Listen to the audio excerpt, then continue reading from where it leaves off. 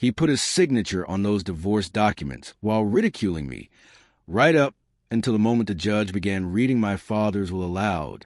The courtroom fell into complete silence, save for the rustling of documents. My husband, Marcus, was seated opposite me. His costly suit was immaculately tailored. A self-satisfied grin spread across his face. He believed he had claimed victory in everything. He was convinced he understood everything about me, my family background, and my true value. However, as the judge unsealed that confidential envelope holding my father's final wishes, I witnessed his arrogance collapse like a fragile tower of cards. Before I proceed, please consider subscribing to our channel for additional stories, as your support helps us expand. Also, please share in the comments which country you're viewing from. I'm Sarah, and this is my account of learning that often those who dismiss you most completely are the people nearest to you. 3 years back, I was an entirely different woman. I was wed to Marcus Chun, a thriving investment banker whom everyone considered the ideal spouse. He possessed charm, excellent education, and originated from an affluent family. When we first encountered each other at a charitable event, I was employed as a high school English instructor, struggling financially following my father's death the previous year. Marcus captivated me with elaborate romantic gestures and luxurious meals. He made me believe I was experiencing a real-life fairy tale. Within half a year, he proposed using a ring that likely exceeded my yearly earnings. I accepted, convinced I had discovered my storybook prince. Yet fairy tales, as I came to understand, don't always conclude happily. The difficulties began subtly. Marcus would make small remarks about my profession, calling it endearing that I wished to assist children. He would chuckle when I discussed my students' accomplishments, treating their victories as insignificant compared to his financial transactions. When I expressed interest in furthering my education to become a school principal, he would pat my head saying, "Why burden yourself when I can provide for us both?" Initially, I interpreted this as protectiveness. I failed to recognize it as control. Following our wedding, these comments intensified. He would host his business associates for dinner gatherings, and when they inquired about my work, he would respond, "Oh, Sarah's merely a teacher. She occupies herself with that while I manage the substantial work." His emphasis on merely a teacher wounded me deeply each time. I began feeling increasingly insignificant within my own household. When I attempted to participate in discussions about current affairs or business matters, Marcus would interrupt with "Sweetheart, allow the adults to converse." His associates would laugh, and I would retreat to the kitchen, swallowing both my dignity and my thoughts. The most painful aspect was his treatment of my father's memory. My dad had succumbed to cancer when I was 25, and it shattered me. He was a gentleman employed as a maintenance supervisor at a small manufacturing facility. He lacked wealth or fame, but possessed kindness, dedication, and unconditional love for me. Marcus never failed to remind me of my modest beginnings. He would comment, "It's acceptable that your father was working class. Not everyone can achieve success like my family." When I became emotional about missing my dad, Marcus would sigh and state, "Sarah, you must move forward. Focusing on the past won't alter your background." Yet my father had taught me something Marcus never grasped, that a person's value isn't determined by their financial status or professional title. It's measured by their character, compassion, and influence on others. 2 years into our marriage, Marcus revealed his true nature. He began arriving home increasingly late, claiming important client appointments. His phone constantly buzzed with messages, and he would snatch it quickly, moving to another room to respond. When I inquired about his day, he provided vague responses and redirected the conversation. The romantic gestures ceased. Expensive dinners became microwave meals consumed in silence. The man who once couldn't resist touching me now barely acknowledged my presence. I sensed something was amiss, but I refused to accept it. I continued making justifications for him, convincing myself he was merely work-stressed. I immersed myself in teaching, remaining late to tutor students and assist with after-school programs. At least at school, I felt valuable and respected. My students didn't care about my financial status. They cared that I listened to them, believed in their potential, and advocated for them when others surrendered. One student, Maria, was experiencing family difficulties, and her academic performance was declining. I invested hours working with her, helping her recover, and eventually she not only succeeded but excelled. When Maria received acceptance to her preferred college with scholarship, she embraced me and said, "You transformed my life.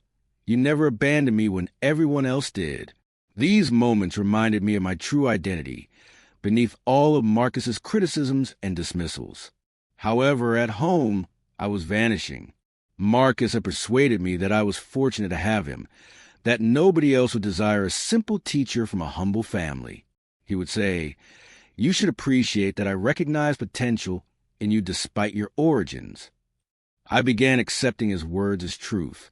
The breaking point occurred on a Tuesday evening in March.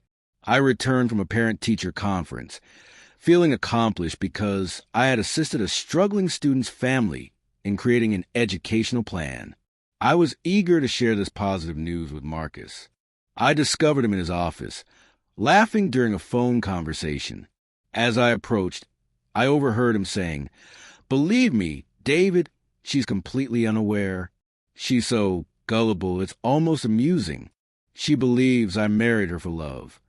He laughed again, a chilling sound that froze my blood. "Naturally, I have a prenuptial agreement," he continued. "Do you consider me foolish? When we divorce, she'll receive nothing. Meanwhile, I'll obtain everything, including that property her father bequeathed her. She transferred it to me as mortgage collateral. But she doesn't comprehend what that truly signifies." My heart ceased beating as I stood in the doorway. Marcus continued, "She's been remarkably easy to manipulate. A few expensive presents, some elegant dinners, and she surrendered everything. The finest part is she genuinely believes I love her." The person on the phone must have said something amusing, because Marcus erupted in laughter. "You're correct, David. I deserve recognition for this performance. 3 years of feigning love for someone so dull and commonplace, but it'll be worthwhile when I collect my reward." I retreated, slowly, my heart pounding so intensely I thought it might explode. Everything suddenly made perfect sense. The late evenings, the phone calls, the way he had been pressuring me to sign increasingly more legal documents for our future. He had been orchestrating this from the very beginning. That evening, I lay beside him, listening to his peaceful sleep, while my world disintegrated around me. The man I cherished, the man I had entrusted with my heart and future, had been exploiting me throughout our entire relationship. The following morning, Marcus departed for work as normal, kissing my forehead and telling me to enjoy my day at school, sweetheart. His tone was so tender, so affectionate, that without having overheard that conversation, I never would have suspected anything. I called in sick to work, something I had never done unless genuinely ill. I needed time to contemplate, to process what I had discovered. I spent the day examining our financial records, attempting to comprehend what Marcus had accomplished. The picture that materialized was heartbreaking. Over 3 years, he had methodically gained authority over everything I possessed. The house was registered solely in his name, despite my father's land serving as mortgage collateral. Our shared accounts were structured, so he maintained complete access while I required his approval for significant withdrawals. Worse still, I found copies of legal documents I had signed, believing they were standard mortgage or insurance paperwork. Reading them carefully now, I realized they were far more significant. I had essentially relinquished my rights to nearly everything. A week later, Marcus arrived home with a flower bouquet and wine bottle. He was being unusually attentive, which I now recognized as an ominous sign.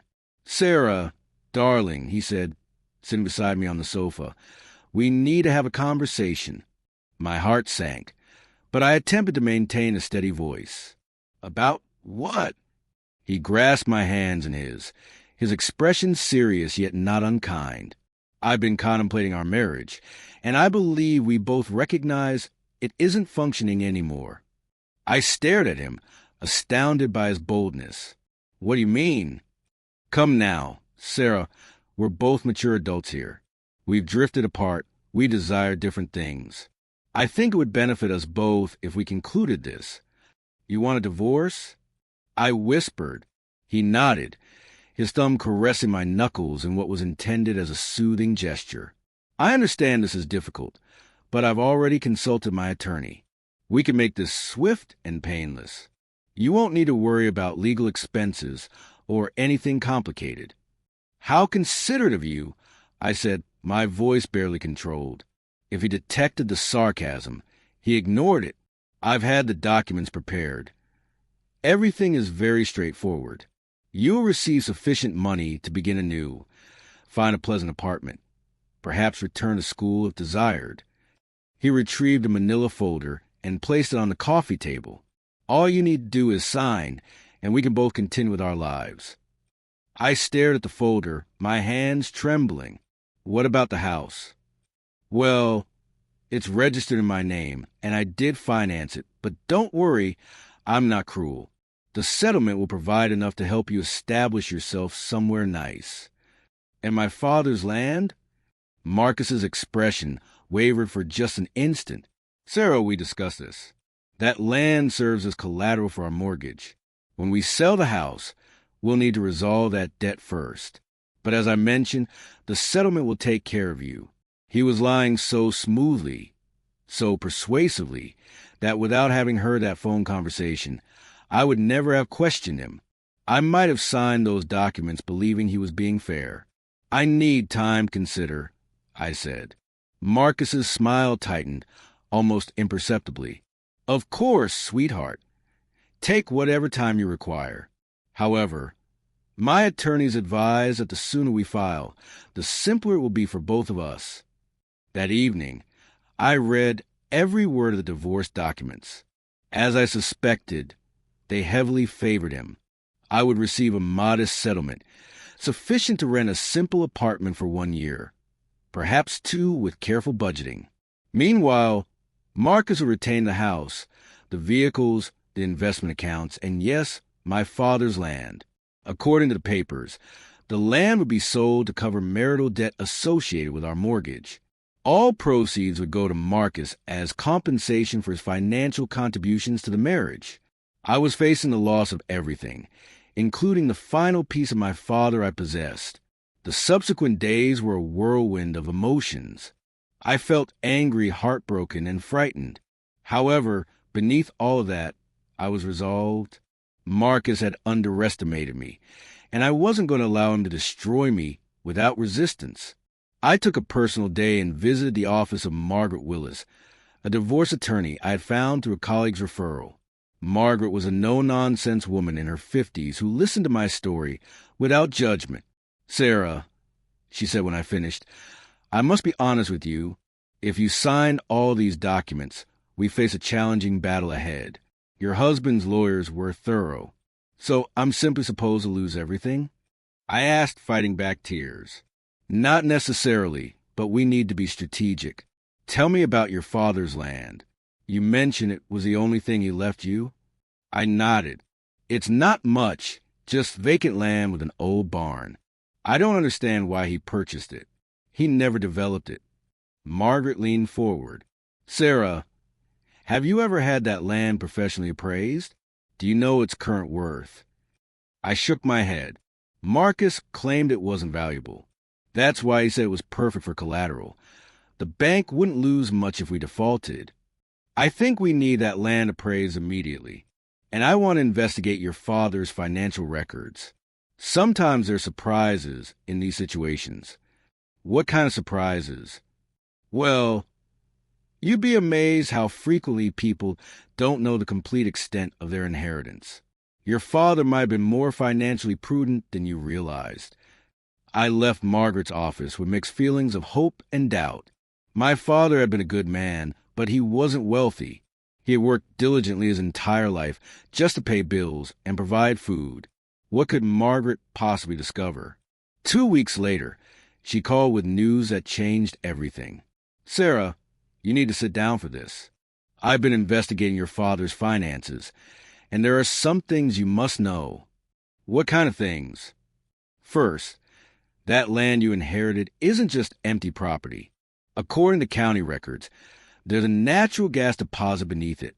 An energy company has been attempting to purchase mineral rights in that area for 5 years." My heart began racing. "What does that mean?" "It means your land is potentially worth millions, Sarah. But that's not all. I also discovered records of a trust account your father established before his passing. It's been dormant because the bank couldn't locate you. Your married name confused them." "A trust account?"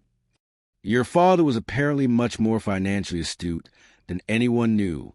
He had been investing small amounts for years, and with compound interest and some very intelligent stock selections, that account is now worth over $2 million. I collapsed into my chair. "That's impossible. My father was a maintenance supervisor. He lived paycheck to paycheck." The divorce proceedings commenced a month later. Marcus was confident, almost arrogant, as he sat with his expensive legal team. He had hired one of the city's most prestigious law firms, probably assuming I couldn't afford competent representation.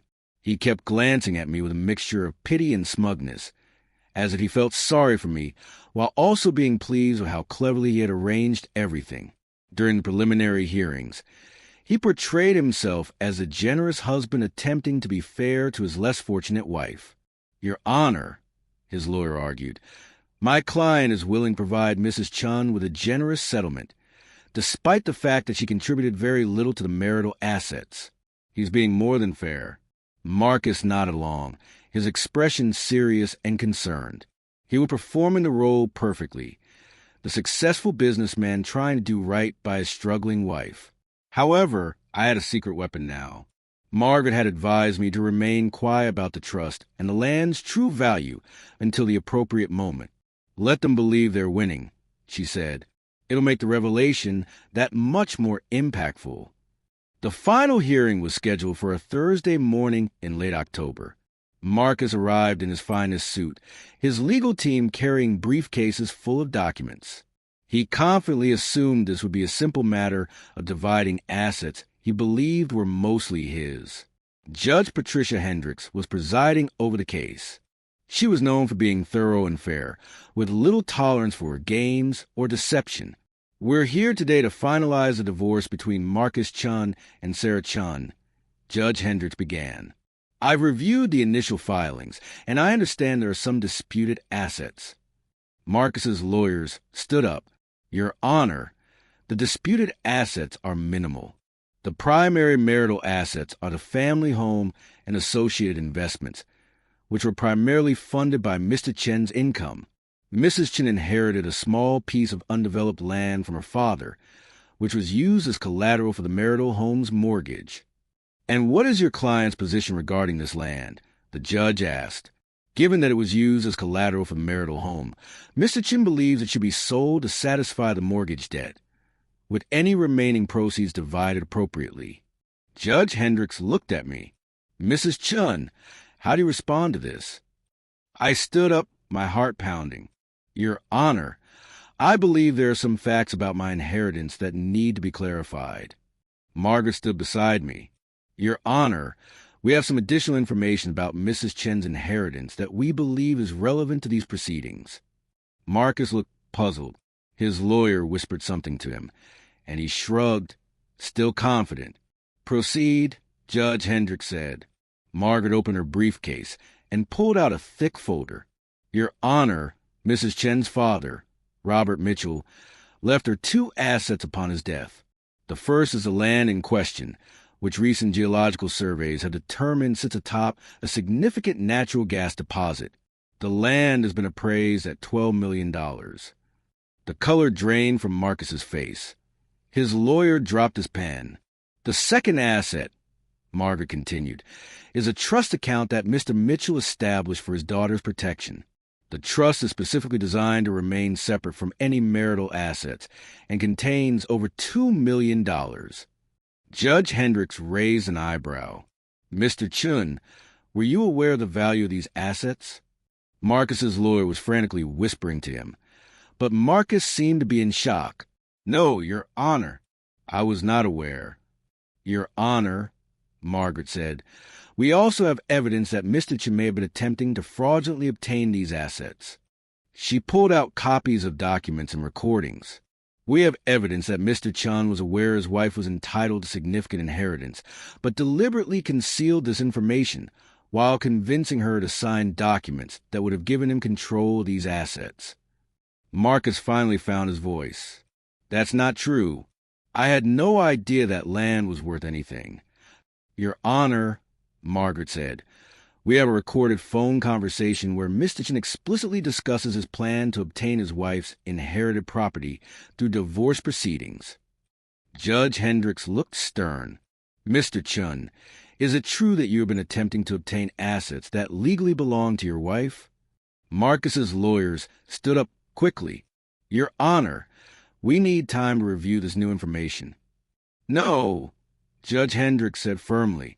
We're going to settle this today.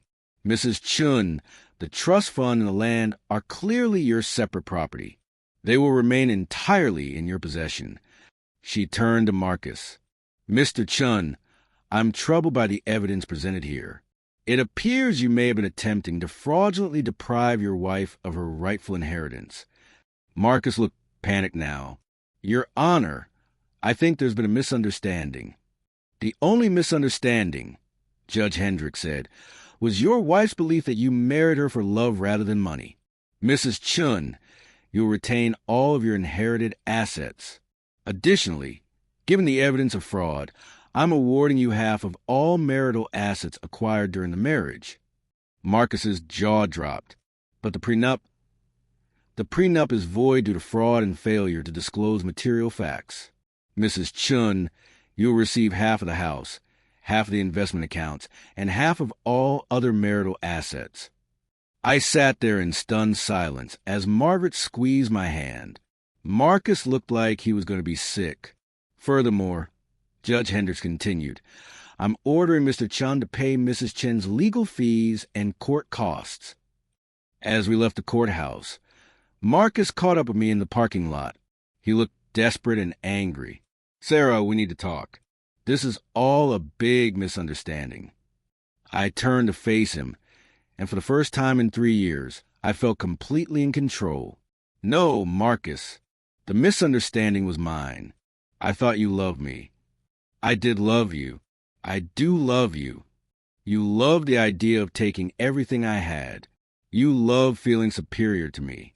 You loved having someone you could control and manipulate. That's not true. I heard you, Marcus. I heard your phone call about how easy I was to control, how you deserve an award for pretending to love someone so boring and ordinary. His face went white. You were listening? I was trying to share good news about my work with my husband. Instead, I discovered that my husband was a fraud. Marcus grabbed my arm. Sarah, please, we can work this out. I made mistakes, but we can fix this. I pulled away from him. Marcus, you spent 3 years making me feel worthless. You made me believe I was lucky that anyone would want me. You took every opportunity to remind me that I came from nothing. I was wrong about that, he said desperately. I see that now. You were wrong about everything. You were wrong about my father, wrong about me, and wrong about what truly matters in life. I walked toward my car, then turned back. Oh, and Marcus? That boring, ordinary teacher you married? She's worth more than you'll ever be. And I'm not talking about money. I didn't feel sorry for him, but I didn't feel angry anymore either. He had taught me an important lesson. I had been seeking validation from the wrong people. I had been so focused on proving I was worthy of love that I had forgot I was already worthy. My father had known that. He had spent his life working hard, saving money, and planning for my future. Because he believed in me. He had set up that trust fund not because he thought I was weak, but because he knew I was strong enough to handle whatever life threw at me. Sarah, your father lived below his means and invested the difference. He was planning for your future. There's a letter attached to the trust documents. He wanted to make sure you were taken care of if anything happened to him. Margaret's voice was gentle as she explained to me that day. There's more. Your father apparently suspected that anyone you married might try to take advantage of you. The trust is set up so that it can only be accessed by you, and only after your 30th birthday or in the event of a divorce. He knew. I whispered. He wanted to protect you. The trust documents specifically state that these assets are to remain separate from any marital property. Your husband has no claim to them. I was crying when she explained this to me that day, not from sadness, but from overwhelming gratitude. My father, even in death, was still protecting me. Margaret, does Marcus know any of this? Unless you told him, and based on what you said, I don't think he has any idea what your father's land is really worth. The irony wasn't lost on me. Marcus had married me thinking he was getting a poor, naive teacher he could easily manipulate. Instead, he had married the daughter of a man who had spent decades quietly building wealth and protecting his family. My father had been the smartest man I had ever known. He had understood that real wealth isn't about showing off or making others feel inferior. It's about security, generosity, and the ability to help others. Sometimes the people who underestimate us the most are the ones who give us the greatest motivation to prove them wrong. But the real victory isn't in showing them what we're worth. It's in finally knowing it ourselves. Thank you so much for watching. Don't forget to comment your thoughts, and please subscribe to this channel. We post videos every single day. Goodbye.